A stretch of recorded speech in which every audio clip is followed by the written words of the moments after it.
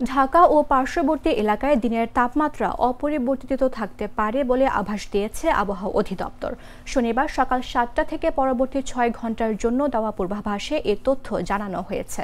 পূর্বাভাসে আরও বলা হয়েছে, আকাশ মেঘলা থাকতে পারে। বাতাস দক্ষিণ দক্ষিণ পূর্ব দিক থেকে ঘন্টায় ১০ থেকে ১৫ কিলোমিটার বেগে প্রবাহিত হতে পারে। ঢাকায় আজ হালকা বৃষ্টি হতে পারে।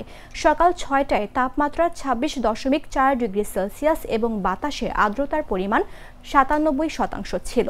গতকাল সর্বোচ্চ তাপমাত্রা ছিল ৩২.৩ ডিগ্রি সেলসিয়াস এবং আজ সর্বনিম্ন তাপমাত্রা পাওয়া গেছে ২৫.১ ডিগ্রি সেলসিয়াস। আজকের সূর্য অস্ত যাবে সন্ধ্যা ৫টা ৪৪ এবং আগামীকাল সূর্যোদয় হবে ভোর ৫টা ৪২ মিনিটে।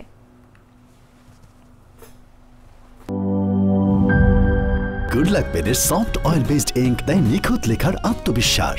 Good luck pen, make your lakh.